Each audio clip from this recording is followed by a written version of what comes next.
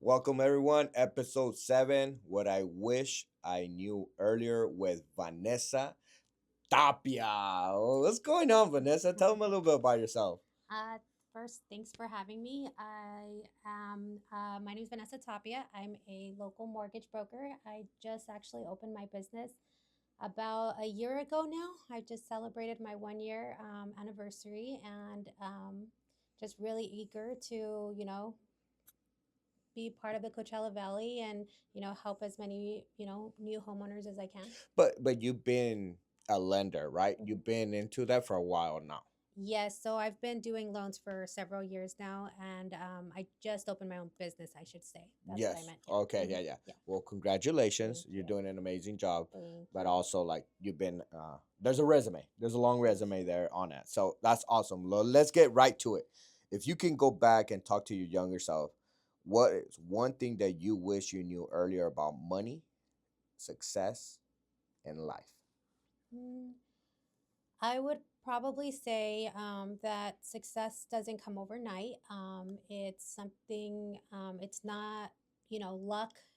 It's not something that, someone had a great idea and then they're just automatically successful. It's small decisions, small, consistent, disciplined habits that you build over a long period of time. And then when it comes to money, I would just say that wealth isn't built by like a big move. There's not like one get rich quick kind of thing. It's just going to be something that you're really, pour all your heart into and that you work hard for. And that, there's going to be lots of moments where you're like, wow, this is really hard. And, on the other side of that is where you start, succeeding. So you have to just get through that. And then when it comes to life, I would just say that, relationships, integrity, and um, how you treat people is really gonna, you know, be bigger than any paycheck you could ever get. And that's what's the most important thing about anything is just how you treat people, how you, just your character, Okay. especially in this business. So if you can go really think about what was that changing moment that it made you realize, like, what was that little habit that you had to implement for this to change? I would say doing all the things that I didn't want to do. Hmm. Oh, okay. Yeah, yeah, Doing not the fun. yeah. Not the Okay. fun stuff. There's lots of moments where I was like, oh my gosh, that's going to be such a long task, or it's going to take me so long, or I don't want to answer that right now. And I think that forcing myself to do those things that I didn't want to do got me the business that I have. And that's where it's not just you, right? That's everyone that goes through that. Mhm. Some the ones that succeed and happen is because they went through those challenges and they went through it.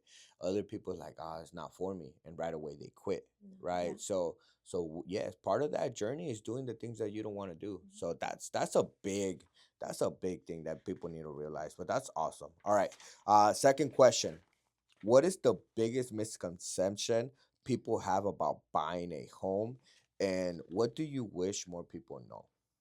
Um, that it's not something that you have to have be perfect for. Like a lot of people think homeownership is unattainable, or speaking with someone about, buying a home is intimidating.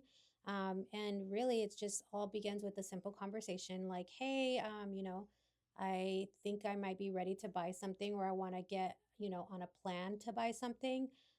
So really, I think the biggest misconception is that some people think it's just completely unattainable for them, and then some people think it's just too long of a process, or Hard. you're hard. Yeah, they Yeah. just think it's hard or intimidating, and um, really, it's not. If you just talk with the right people, if you, you know, our job is to guide you and to make sure that you're informed and educated on what you're doing, and um, really, the best thing I can just say is be with, work with someone you trust, that Hmm. that is going to treat you like they would treat their brother. So yeah, I just think that's probably one of the biggest misconceptions. And so respect, right? Hmm. Having that, going back to integrity, right? Hmm. Treat people the right way.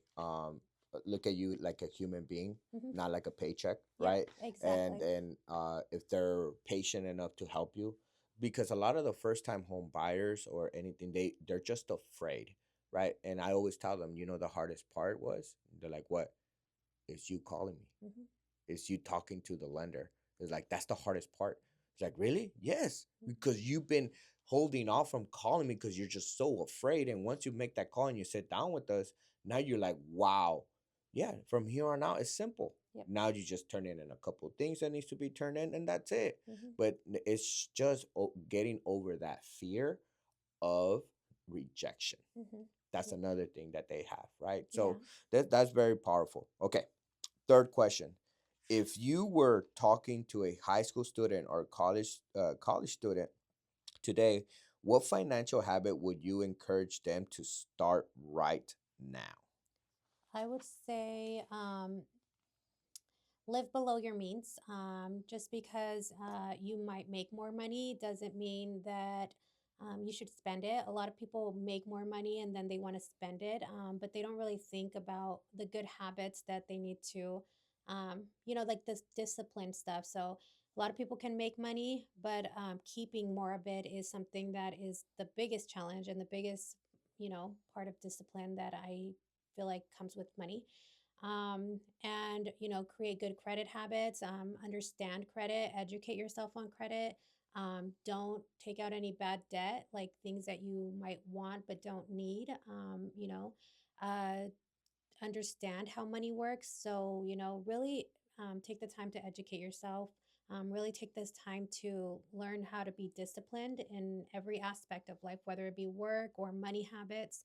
And then a lot of people think that financial freedom is that, you can buy whatever you want. And Mhm. that's just not really the case. Financial freedom is having the options that, having options just in general. And, just control it's having options and having the ability to for example, a lot of people want to just go buy a big, like a boat, just because they can, but um that's just small, close, close-minded ways of spending money. I would say that it's just Use it for your future, right? yeah. I think Hmm. overall that's what we all hope that we were taught in high school. It's like, hey, every paycheck, Yeah. let's save some money, Yeah. right? And I think it's just not being controlled by money is what I meant. Like financial freedom is just being not controlled by money. So not feeling like, "Oh, I can't do something because I don't have enough money," or I used all my money on this, so I can't do X, Y, and Z. So that's what my idea of financial freedom is: having options and not being controlled by money, not just buying whatever I want. Not being stuck, Yeah, right? exactly. Not Yeah, being not stuck. being Hmm. stuck. Yeah. So that's all powerful. And deep question, serious question right now would be, if you and I pass away tomorrow, what would you want the younger generation to know? Mm, probably be that how you treat people is really important. Time is short, tomorrow's not promised. You work hard, but at the same time, no one's going to remember how many hours you worked. Be intentional with your time. Spend time with the people. Intentional with your time in terms of who you surround yourself with. Who you choose to spend your time with. And keep your word. Be kind. Help people. However and whenever you can. Um, and ultimately, what people remember you by is how you made them feel. Yeah, So I think that if you keep that in mind, that that's definitely going to be a defining character trait, is how you made people feel. So yeah. No, I believe that's how you want to be remembered. Is like, this person really helped me, and they were so kind, yeah. right, Hmm. and patient. So, that's awesome. Bonus and fun question, right?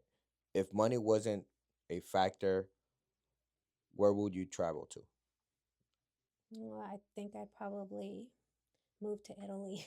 Move to Italy. Yeah, I like the idea of the food, the culture, the beautiful. scenery and just everything about Italy sounds so intriguing to me. And I Mm. haven't been yet. And that's always been one of my biggest goals is to visit Italy and eat the food and immerse myself in the country and the culture and all of that stuff. So, Well, hopefully you can bring a bag of leftover food for me. yes, I for want to try sure. that food. Some So, fresh but pasta but won't be so but, fresh. well, if they do it right, it Mhm. should last. Yeah, Not exactly. that long, but it For should sure. last. But aside from traveling there, what else? What's your favorite food? If you Um, could only eat one meal for the rest of your life, what would that be? uh, hmm. Well, it changes all the time, but I think right now I'm huge into pasta, just like any pasta. Okay. Yeah, so that's probably why Italy's been on my mind a Italy's the lot. number. Yeah, Okay. yeah, for sure. Well, can't wait. I'll pray for you to go to Italy Thank soon you. and enjoy that vacation that you've been working so hard for. Thank you. But I appreciate you being here and anything that I know our community needs, I know you're there. So appreciate you. I hope you got very good value out of this. And stay blessed, stay hydrated, and see you next one. Deuces.